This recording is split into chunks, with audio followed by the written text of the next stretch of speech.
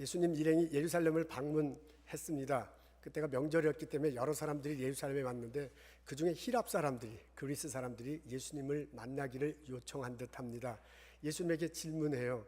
우리가 어떻게 하면 예수님을 잘 따를 수 있습니까? 예수님이 대답해 줍니다. 나를 섬겨야 할 것이다. 나를 섬기는 그곳에 나도 너희와 함께 있을 것이다. 그러고 난 다음에 좀 더 깊이 그 뜻이 무엇인지를 말해줍니다. 너희들이 나를 섬기게 되면 나를 위해서 나와 함께 죽어야 할 것이다. 오늘 이런 내용들이요, 오늘 읽은 본문 24절과 25절에 나와 있습니다. 앞에 성경 구절이 있는데요, 우리 다 같이 한 목소리로 읽으면 좋겠습니다. 내가 진실로 진실로 너희에게 이르노니 한 알의 밀알이 땅에 떨어지지 아니하면 한 알 그대로 있고 죽으면 많은 열매를 맺느니라. 이 말씀을 묵상하노라면요, 예수님 주변에 많은 사람들이 있었는데 그 많은 사람들이 예수님과의 관계에 있어서 끈끈함의 정도가 다른 것을 알 수 있습니다. 이 말을 깊이 묵상하면 예수님 주변에 있는 사람들 중에서 예수님과 예수님 말씀에 대한 받아들임, 희생이 서로 다른 희생하는 정도가 서로 다른 것을 알 수 있습니다. 대체로 세 가지로 구분할 수 있습니다. 첫 번째 그룹의 사람들은요, 예수를 따르는 수준, 예수님을 따르는 수준의 관계를 유지하는 사람들입니다. 이런 사람들은 예수님에 관해 소문을 들었습니다. 호기심이 생깁니다. 그래서 예수님 주변에 옵니다. 이런 분들을 성경에는 무리들이라고 이렇게 적혀져 있어요. 영어로 보니까 crowd 이렇게 되어 있습니다. 요한복음 12장 12절에 보면 이튿날에는 명절에 온 큰 무리가 예루살렘으로 오신다음을 듣고 라고 이렇게 적혀져 있습니다. 예수님을 방문한 그리스 사람들도 아마 이런 무리의 사람이실지도 모릅니다. 예수님에 대해서 소문을 들었어요. 그분이 병을 고친다고 하더라. 그분이 말씀이 참 좋은데 그 말씀을 듣고 사람들이 많이 그냥 혹한다고 하더라. 어떤 사람은 메시아라고 그러기도 하던데 라는 그런 소문을 듣습니다. 그래서 그 소문을 확인하고자 그 소문 때문에 예수님 주변에 모인 사람입니다. 이런 사람들에게서는 희생의 정도를 찾아보기는 참 쉽지 않을 듯합니다. 예수님을 따르기 때문에 무엇을 희생해야 된다라고 그런 이야기를 들을 때는 금방 예수님을 떠날지도 모릅니다. 그것이 시간이든 육체적 노동이든 헌금이든 혹은 헛소문에 의해서 마음 상한 것이든지 간에 예수 따르기 때문에 어떤 희생이 있어야 된다는 소리를 들으면 아마도 쉽게 예수님을 떠날지 모릅니다. 예수님 주변에 있는 또 다른 그룹에 있는 사람들은 예수를 섬기는 수준의 관계를 맺고 있는 사람들입니다. 꾸준히 예수님의 말씀을 듣고요, 그리고 예수님과 함께 생활해 왔습니다. 성경에는 그런 사람들을 문도다, 영어로 보니까 그룹으로 이렇게 표현되어 있습니다. 예수님께서 하늘로 승천하실 때 제자들과 따르는 사람들에게 부탁하잖아요. 너희들 예루살렘 떠나지 마라. 성령이 임할 것이다 라고 그렇게 말합니다.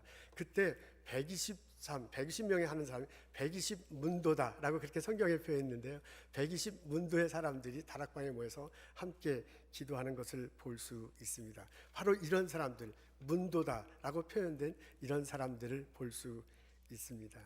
이런 사람들은요, 예수님으로부터 희생이 요구될 때 그 희생을 어느 정도 하는 예수님을 따를 때 희생이 요구될 때 그 희생을 어느 정도 감당하는 사람들입니다. 예수님 이름으로 기꺼이 봉사할 수 있습니다. 시간을 드릴 수 있습니다. 육체적 노동에도 참여합니다. 헌금을 합니다. 때때로 예수님 이름으로 신앙생활 하기 때문에 헛소문에 휘말려 들을 때도 있고 오해를 받을 때 있을 텐데요, 그것도 어느 정도 감당할 수 있는 사람들입니다. 예수님 승천하시고 난 다음에 120모형이 이렇게 함께 기도했다고 그랬는데요, 그러고 난 다음에 초대교회가 막 형성됐잖아요. 그때 제자들이 구제와 봉사 사역하느라고 너무 시간이 많이 쫓겼어요. 그래서 이제 사람들을 모아놓고 우리는 말씀과 기도에 충실할 테니까 여러분 중에 누가 나서서 구제와 봉사하는 사역을 했으면 좋겠습니다 라고 그렇게 요청을 해요. 그래서 사람들이 모여서요, 기도하고 회의하고 집사들을 선출하는 것을 볼 수 있습니다. 그렇게 사람들이 모인 그런 사람들이 바로 문도에 해당하는 사람입니다. 예수님 주변에는 이렇게 섬기는 수준의 관계를 맺고 신앙생활하는 사람들이 있었습니다. 또 한편 예수님 주변에는요, 예수님과 동고동락할 뿐만 아니라 예수님을 위해서 기꺼이 죽음을 불사하는 그런 사람들도 있었습니다. 예수님을 위해서 예수님과 함께 죽는 수준의 사람들입니다. 이런 사람들은 제자들이라고 그렇게 표현할 수 있습니다. 영어로 그러니까 disciple 이렇게 되어 있습니다. 물론 예수님의 제자들이 전부 다 예수님과 함께 예수님을 위해서 죽은 것은 아닙니다. 가룟 유다 같은 사람도 있었습니다. 그리고 예수님 제자들이 처음부터 그렇게 헌신적으로 신앙생활한 것도 아닙니다. 처음에는 도대체 뭔 생활하는지 모르고 그냥 막 이렇게 하다가 점점점 신앙이 깊어지고 그리고 나중에 헌신하는 것을 볼 수 있습니다. 예수님 돌아가시고 난 후에 그 사역을 이어받고 나중에 예수님과 함께 예수를 위해서 죽는 모습을 볼 수 있습니다. 이런 사람들은요, 완전히 예수님을 위해서 희생합니다.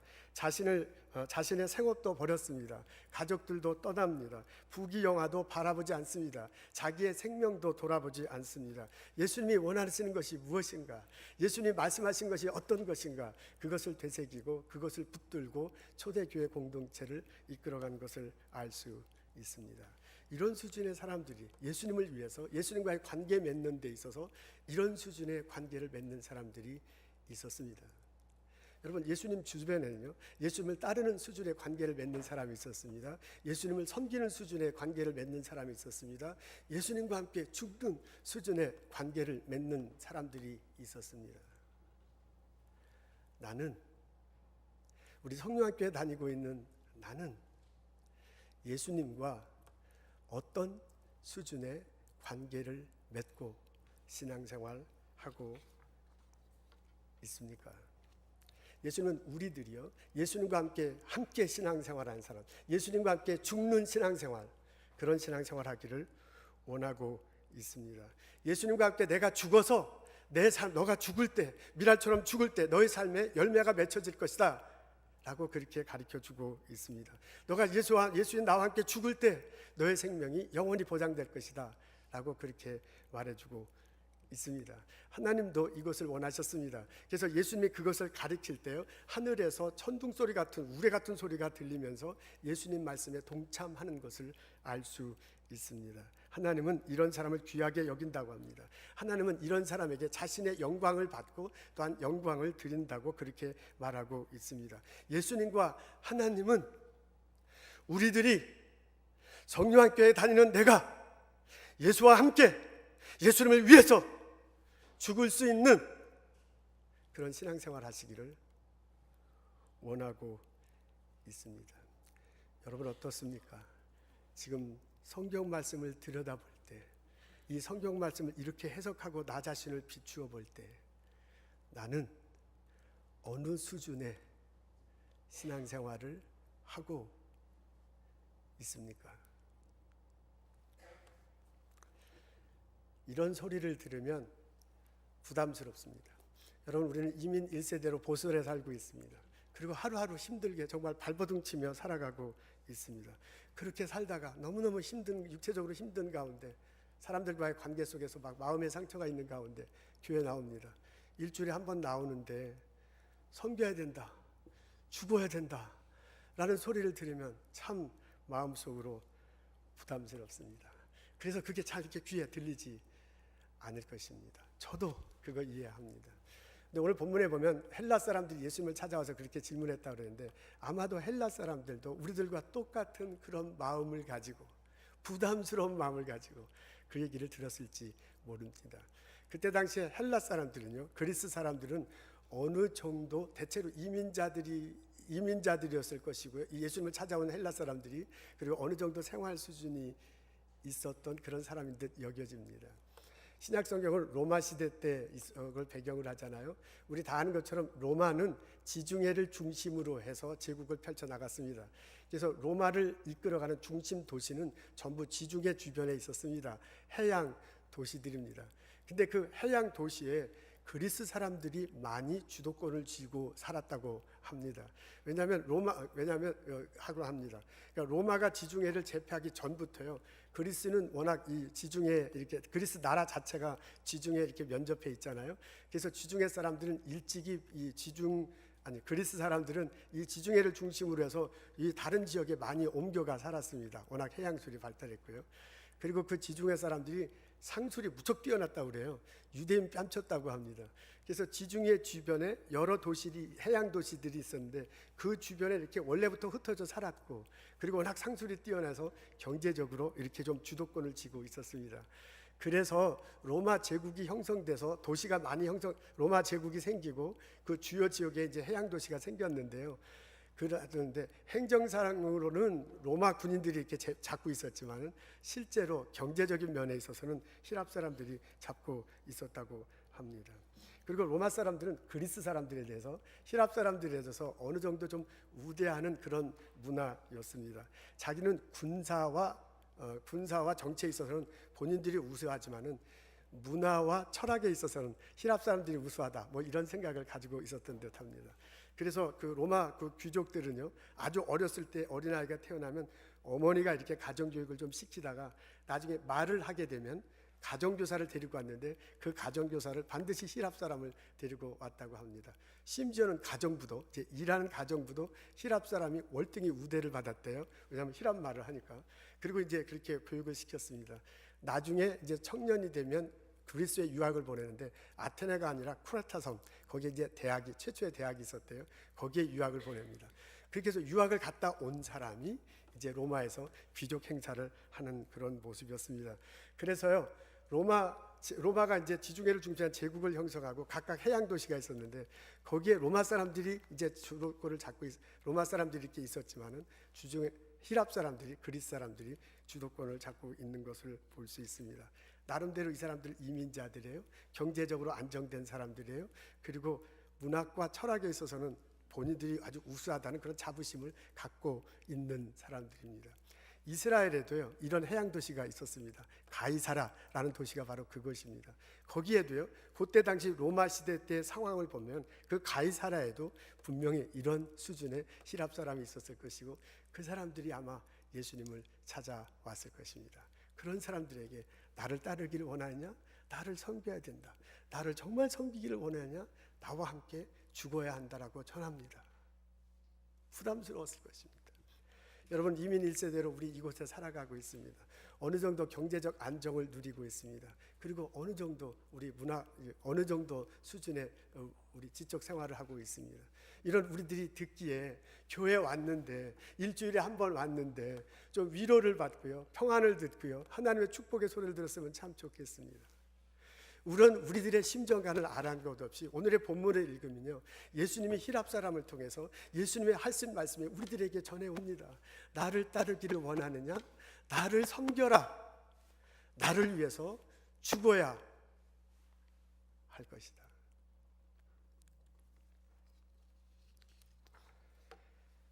예수님과 함께 죽는다는 것은 내 마음속에 예수님을 모시고요, 내 뜻대로가 아니라 예수님 뜻대로 사는 것, 그것이 바로 예수님과 함께 살고 예수님 위해서 죽는 것입니다. 물론 우리가 예수님을 위해서 죽는 것이 실제로 육체적으로 그 린치를 당하거나 혹은 감옥에 가거나 혹은 죽는 그런 것이 의미도 있을 수 있습니다. 지금도 제3세계에 가면 아직도 이런 이슬람권에 가면 이런 일이 벌어지는 것을 알 수 있습니다. 근데 우리는 미국에 살잖아요. 종교의 자유가 있는 이곳에서 육체적으로 실제로 린치를 당하거나 감옥에 가거나 혹은 이렇게 죽임을 당하는 경우는 없습니다. 우리들 삶에 있어서 예수님이 죽는다는 것들은 이제 그런 것들을 보다도 내 마음 속에서요, 내 영혼 속에서 벌어지는 일로 받아들이고 해석할 수가 있습니다. 예수님을 위해서 죽는다는 것은요, 내 마음 속에 예수님을 모시고 내 뜻대로가 아니라 예수님 뜻대로 사는 것, 그게 바로 예수님을 위해서 죽는 것입니다. 우리 앞에 나와 있는데 한번 우리 초등학생 같지만 한번 따라하면 어떻겠습니까? 예수를 위해서 죽는다는 것은, 좀 더 큰 소리, 2층에서도 하면 좋겠어요. 2층에 있는 분들, 다 큰 소리를 하겠습니다. 예수님을 위해서 죽는다는 것은 예수님을 내 마음에 모시고 내 뜻대로가 아니라 예수님 뜻대로 사는 것이다. 여러분, 예수님을 내 마음에 모시고요, 내 뜻대로가 아니라 예수님 뜻대로 살려면 갈등이 생겨요. 때또는 막 하기 싫어요. 그럴 때 내 뜻을 죽이고 예수님 뜻대로 사는 것, 그게 바로 예수님을 위해서 죽는 것입니다.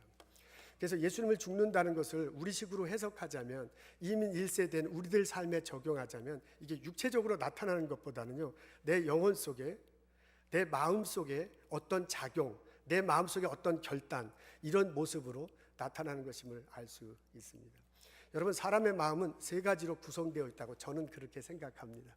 사람의 마음에는 생각이 있습니다. 사람의 마음에는 감정이 있습니다. 사람의 마음에는 의지가 있습니다. 요 세 가지가 서로 엉키고 설키면서요, 그리고 우리들이 행동하게 되고 삶을 이루어 나가게 됩니다. 그러니까 내가 예수님을 마음속에 모셨다면요, 그 생각 안에 예수님이 있는 거예요. 그 감정 안에 예수님이 살아계시는 거예요. 그 의지 안에 예수님이 활동하시는 거예요. 그래서 내가 예수님 마음대로 살아갈 때, 예수님 뜻대로 살 때, 그게 바로 예수님을 위해서 내가 함께 살고 죽는 것입니다. 여러분, 우리들 생각의 중심 속에 예수님은 자리 잡기를 원하고 있습니다. 생각이 우리들 삶을 이끌어갑니다. 내가 무슨 생각을 하느냐에 따라서요, 어떻게 따르냐, 어떤 생각을 하고 사느냐에 따라서요, 내 삶은 엄청나게 전개됩니다. 아침에 일어나서 아침, 점심, 저녁에 우리 지난 하루를 살면서 우리는 많은 정보를 듣습니다. 그리고 그 많은 정보를 가지고 해석하고요, 그리고 판단하고 결정합니다. 그걸 다 어디서 하냐? 이 생각을 통해서 하는 것을 알 수 있습니다. 내가 생각을 통해서 정보를 받아들이고요, 생각을 통해서 정보를 해석하고 판단하고 결정합니다. 그게 우리들의 일상생활입니다. 이 과정이에요. 이 생각의 과정 속에 예수님이 함께하기를 원하고 있습니다. 내 생각대로 사는 게 아니라 예수님이 가르쳐준 생각대로 살아가는 것입니다. 이렇게 내 생각하면서 판단하잖아요. 내 판단하는 대로가 아니라 예수님이 가르쳐준 대로 판단하면서 살아가기를 원하는 것입니다. 그렇게 될 때 우리가 예수님을 모시고 예수님과 함께 살아가는 것입니다. 예수님은 우리들 감정 속에 함께 하시기를 원하고 있습니다. 여러분, 내 감정에 따라서 내 마음은, 내 행동은 사뭇 달라지게 마련입니다. 똑같은 일상이지만, 똑같은 사람들을 만나지만은 내 감정이 따라서 많이 달라져요. 내 감정이, 내 마음, 내 감정이 기분이 좋아, 그러면 똑같은 일도 잘 이렇게 대하게 돼. 근데 내가 오늘 감정이, 기분이 굉장히 나빠, 근데 그러면 똑같은 일도 아주 기분 나쁘게 반응한 것을 알 수 있습니다. 내 감정에 따라서요, 내가 행동하고 말하는 것이 엄청나게 달라져. 예수님은 이 내 감정 속에 함께 하시기를 원해. 그래서 내 감정대로 말하고 행동하는 것이 아니라 예수님이 내 안에 있어서 그 가르침이 내 감정을 어루만져주고, 그 예수님의 감정 안에서, 예수님 가르침 안에서 감정이 변해돼서 표현되기를 원하고 있는 것입니다. 그래서요, 내가 기분 좋다고 그냥 그렇게 말해보는 것이 아니라 예수님의 마음을 품고 그렇게 얘기하는 거예요. 내가 기분 나쁘다고 저렇게 행동하는 것이 아니라 예수님 뜻이 어떤 것인가를 생각하고 내 감정을 다스리고 행동하고 말하기를 원합니다. 그렇게 예수님이 내 안에 얹어서 내 감정을 다스린다면 내 마음속에는 사랑이 넘칠 것입니다. 내 마음속에는 인내가 넘칠 것입니다. 내 마음속에는 품어줄 것입니다. 그래, 그럴 수도 있지. 그래, 넘어가자 라는 그런 태도를 취하게 될 것입니다. 여러분, 예수님은 우리들 의지의 중심에서 함께 하시기를 원합니다. 생각만 해서는 소용이 없습니다. 감정만 내세워서는 소용이 없습니다. 실제로 내가 행동하게 되는 데는요, 내 의지, 영어로는 will이라고 하는 모양이에요. 내 의지가 작동을 해야 내가 행동으로, 실제로 생각만 하고는 행동으로 옮겨지지 않잖아요. 감정 성질 난다고 내가 다 행동으로 옮기는 게 아니잖아요. 내 마음속에 의지가 작동해야 실제로 행동으로 옮길 수 있습니다. 의지력이 약하면요, 생각만 하고 감도요. 의지력이 약하면요, 꾸준하게 일을 전개하기가 힘들어요. 의지력이 없으면 좀 무슨 일을 하다가 다른 사람과 충돌하잖아요. 그럼 그런 일 안 하게 됩니다. 내가 생각한 것을, 내 감정으로 느낀 것을 실제로 행동에 옮기고 살아가기 위해서는 내 의지가 엄청나게 중요합니다. 근데 그 의지를 예수님의 뜻에 맞춰서 하기를 원한다, 그런 얘기입니다. 예수님 내 마음에 오셔서요, 내 뜻대로, 내 의지대로 그냥 해버리고 마는 게 아니라 예수님은 뭐라고 하셨을까, 예수님의 가르침대로 산다는 것이 어떤 것인가를 생각하고 감정을 조절하고 그것의 의지를 반영해서 행동하도록 그렇게 요구한다, 그런 것입니다. 그렇게 산다면요, 내가 하고 싶다고 하고 하기 싫다고 하는 게 아니라 예수님께서 말하기 때문에 하는 것입니다. 내가 하다가 어려운 일 당하더라도 중도에 넘어지지 않고요, 예수님이 힘을 실어주시고 함께 하시기 때문에 내가 그 일을 계속해서 할 수 있습니다. 여러분 어떻습니까? 내 마음속에 예수님을 모신다 하잖아요. 십자가 다시고 부활하신 예수님을 마음속에 모시고 입으로 시인할 때 구원을 얻는다고 그러잖아요. 내가 입으로 시인할 때 예수님이 내 마음속에 오시는 거예요. 그러니까 정말 예수님이 내 마음속에 오셨다면 내 생각이 예수님 생각과 같아야 될 것입니다.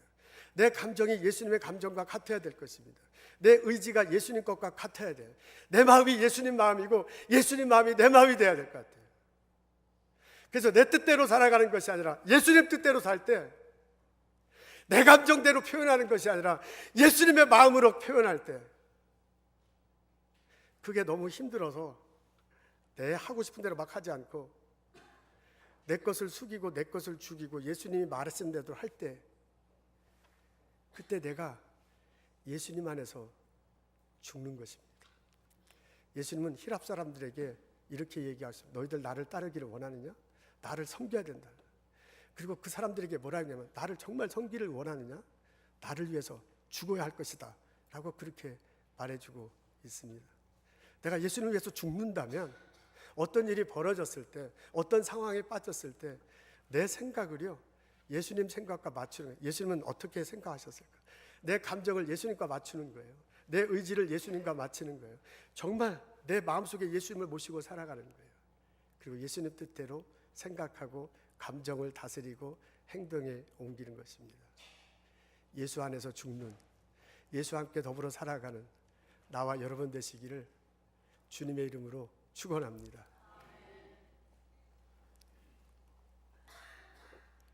여러분, 내가 예수님 안에서 죽으면 내 삶 속에 열매가 맺힙니다.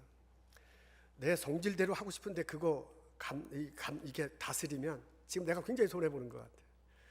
근데 죽으면 열매가 맺힌다고 그러잖아요. 지금 내가 손해보는 것 같은데 내 삶 속에 분명히 열매가 맺힙니다.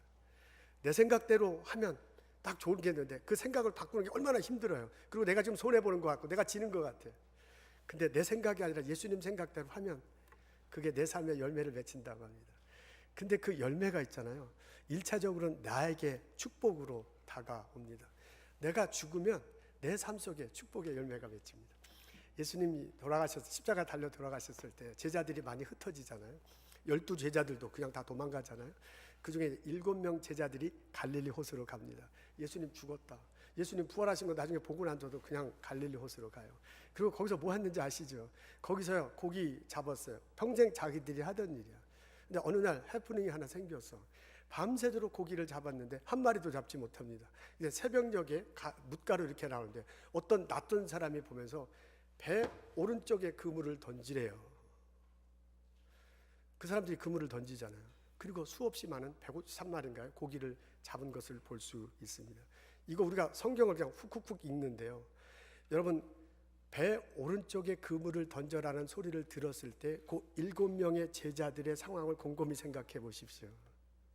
그 사람들이 배 오른쪽에 그물을 던지기는 굉장히 어렵습니다. 여러분, 그 사람들은 평생 예수님 만나기 전에 평생 갈릴리 호수에서 어기를 낚았던 사람들입니다. 그 사람들이 밤새도록 한 마리를 못 잡았잖아요. 근데 배 오른쪽에 그물을 던지라면 자기들 생각이 있잖아. 자기들 생각 이제까지 한 그 경험이 있는데 한 마리도 밤새도록 못 잡았는데 지금 이 새벽녘에 오른쪽에 던진다고 해서 고기가 잡혀요? 자기들 생각으로 절대로 잡히지 않습니다. 그러니까 자기들 생각대로는 절대로 오른쪽에 던질 생각을 할 사람들이 아닙니다. 근데 그 사람들이 던졌습니다. 여러분, 그분들의 감정을 한번 생각해 보십시오. 밤새도록 고기 잡았는데 한 마리도 못 잡았어. 얼마나 열받아. 낚시하러 갔다가 한 마리도 못 잡아서 기분이 이상한데 자기들이 이게 좌배예요. 평생 동안 거기서 고기 잡았어요. 근데 한 마리도 못 잡았을 때 그 사람들의 감정은 어떻겠어요? 열불 날 거야. 그런데 웬 낯선 모르는 사람들이 위해서 오른쪽으로 던지라면 저건 또 뭐야, 저 XX 뭐 어떤 놈이야 저거. 그런 성질이 훅 나지. 그래 순종해서 던지자. 절대로 그렇지 않습니다. 그들의 감정 속으로는 배 오른쪽으로 던질 수가 없습니다. 근데 그 사람들은 던졌습니다. 여러분, 그분들이요 의지로 놓고 볼 때는요 밤새도록 일했다잖아요. 그러니까 얼마나 피곤해. 기력이 하나도 없어. 그러니까 오른쪽으로 던지라면 정말 너무너무 피곤하면 종이장 한 장만 얹어도 막 이렇게 쓰러질 대로 피곤하잖아요. 밤새도록 피곤하니까 오른쪽으로 던질 마음이 없으니까 기력이 없는 거야. 의지가 없는 거야. 오른쪽으로 던지고 싶지 않은데 어떤 놈이 던지라고 하니 던질까 말까 해서요. 그 상황에서 생각하면 이 사람들 생각은요 절대로 던질 것이 아닙니다. 이 사람들의 감정은 던질 마음 하나도 없습니다. 이 사람은 던질 기력도 없는 사람입니다. 이분들 마음속에 저 사람 말대로 하고 싶은 생각, 마음이 없는 사람들이에요. 근데 그분이 하라는 대로 하잖아요. 아멘. 순종하며 던지잖아요. 수많은 고기가 잡힙니다. 그러고 나서야 저분이 예수님이구나 라는 것을 알게 됩니다. 여러분, 제자들이요 예수님 뜻에 순종했을 때, 자기 생각과 다르지만 순종했을 때, 자기 감정과 다르지만 순종했을 때, 자기의 기록과는 다르지만 순종했을 때 놀라운 열매가 맺혀지는 것을 볼 수 있습니다.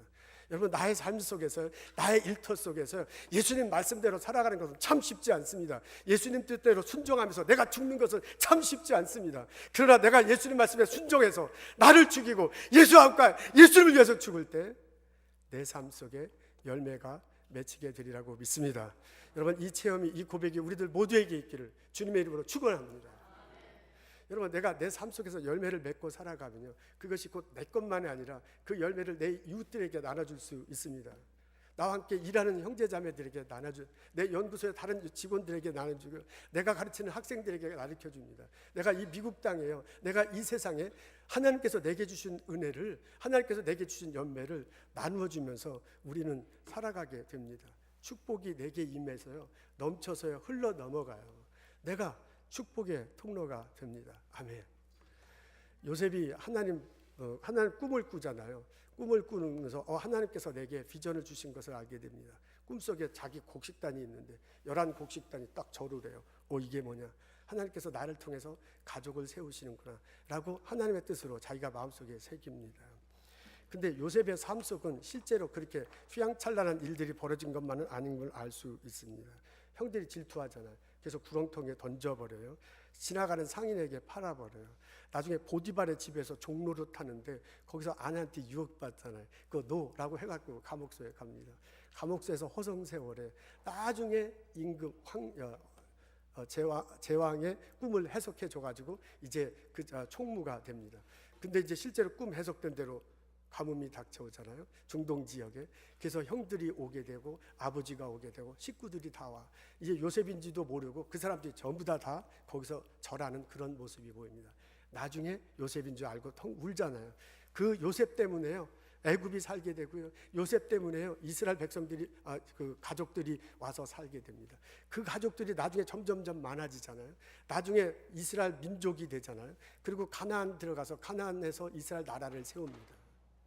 여러분, 요셉 한 사람 때문에 애굽 사람들이 다 살아요. 그 요셉 한 사람 때문에요 이스라엘 가족들, 자기 집안이 살고요, 나중에 민족이 살고요, 나중에 나라가 사는 것을 볼 수 있습니다. 한 사람으로 해서 축복이 점점점 이 세상에 퍼져 나가는 것을 볼 수 있습니다. 근데 그게 얼마나 신나는 일이에요. 얼마나 행복한 일이에요. 근데 요셉의 삶을 뒤돌아볼 때는요 요셉은 그 한 단계마다 엄청난 고민을 했을 것이고요, 엄청난 괴로움을 겪으면서 결단하면서 살아갔을 수도 모릅니다. 사실 생각한다는 면에서 볼 때는 요셉은 하루하루 양치고 곡식 일하는 것, 자기의 원래 삶이 있잖아요. 그 삶을 기쁨으로 생각하고 살 수도 있었을 거예요. 무슨 하나님의 뜻이냐, 무슨 하나님의 비전이냐, 형들한테 욕먹으면서까지 그렇게 할 그런 생각 안 하고요, 그냥 좋게 좀 살아가자, 하나님 뜻이고 뭐고 그냥 지금 잘 먹고 잘 살면 되지, 그런 생각을 가지고 살아가고 있었을지도 모릅니다. 근데 그렇게 하지 않습니다. 하나님께 주시는 비전이 있었어요. 하나님께 주시는 꿈이 있었습니다. 이것을 통해서 가족이 변화된다, 이것을 통해서 내가 세상에 영향을 미친다 라는 그런 분명한 비전을 가지고 자기의 생각을 다스렸습니다. 여러분, 보디발 아내가 유혹할 때 모른 척하고 넘어갈 수 있습니다. 성경에 보니까 그렇지요. 그리고 남자들이 아무도 없는데, 남자고 여자 둘밖에 없는데 왜 꼭 그럴 때 나오는 표현이 있잖아요. 이게 지금의 감정에 충실해서 한다, 어쩌고저쩌고 그렇게 넘어갈 수 있어요. 충분히 그럴 수 있는데, 근데 노라고 얘기하잖아요. 자기 감정대로 했으면 그냥 거기서 하는 거야. 근데 그걸 노라고 했다는 얘기는 자기 감정을 다스리는 거예요. 하나님께 주신 뜻이 있어요. 하나님께 주신 꿈이 있어요. 그것을 가지고 자기의 감정을 다스립니다. 여러분, 그 요셉이 감옥소에 갇혀 있는데 언제 나갈지 어떻게 알아? 우리는 이 처음과 끝을 다 아니까 이렇게 있지만, 요셉이 감옥에 갇혀 있다고 생각해 보면 이 내 팔자가 이게 뭐예요? 하나님께서 주신 꿈은 뭐예요? 형들은 뭐고 보디발 아내는 뭐고. 자기 삶을 충분히 자포자기할 수 있는 그런 상황이었습니다. 그리고 그냥 될 대로 되라, 이제 뭐 나도 할 만큼 했다 라고 그렇게 자기 의지를 수그러뜨리는 거야. 이제는 나 하고 싶은 대로 그냥 살자. 하나님 뜻에 붙들려서 사는 게 귀찮아 죽겠는데. 그렇게 충분히 자포자기 할 수 있었습니다. 근데 그 사람 자포자기 하잖아요. 하지 않습니다. 그리고 끝까지 기다립니다. 나중에 이제 황제가 다 불렀을 때 그 앞에 나가서 그 사람이 꿈을 해석해주고 꿈을 해석해주는 것을 볼 수 있습니다. 여러분 보십시오. 요셉에게도요, 성경에 나오지 않지만 생각으로 무척 많은 갈등을, 그 사람들 감정적으로 무척 많이 괴로워했을 거예요. 이 자신의 의지 속에서도 할까 말까 무척 많이 망설였을 거예요. 그 사람 마음속에 하나님의 꿈을 주셨는데, 하나님이 주신 비전을 주셨는데 그것에 붙들려서 사느냐, 그 생각 가지고 사느냐, 그것으로 내 감정을 유지하며 사느냐, 정말 나 때문에 가족이 살 것인가, 정말 나 때문에 이 세상이 변화되고 영원한 위대한 일이 벌어질 것인가 라고 무진장 고민했을 거예요. 근데 자기 마음속에 심어진 하나님에 대한 꿈, 그것을 가지고 생각을 다스리고요, 그것을 가지고 감정을 다스리고요, 그것을 가지고 의지를 다스리잖아요. 그래서 결국은 하나님의 쓰임을 받습니다. 요셉 때문에 애굽이 삽니다. 요셉 때문에 식구가 살아요. 요셉 때문에 이스라엘 민족이 형성됩니다. 요셉 때문에 이스라엘 나라가 형성되는 것을 알 수 있습니다. 예수님은 내가 나의 일터에서, 나의 연구소에서, 나의 학교에서, 나의 가족에서 내가 예수님과 함께 예수님을 위해서 죽기를 원하십니다. 내가 예수님을 내 마음에 모시고 내가 예수님 때문에 죽으면 나로 인해서 내 가족이 삽니다. 내가 죽어서 이 교회가 살아요. 내가 죽어서 여러분 학교가 살 것이요, 내가 죽어서 여러분 연구소가 살 것이고요, 내가 죽어서 내 세탁소가, 나의 가게가 살게 됩니다. 나로 인해서 이 미국 땅에 축복이 흘러갈 줄로 믿습니다. 나로 인해서 이 세상에 축복이 흘러가게 될 줄로 믿습니다. 축복의 통로가 되는 나와 여러분 되시기를 주님의 이름으로 축원합니다.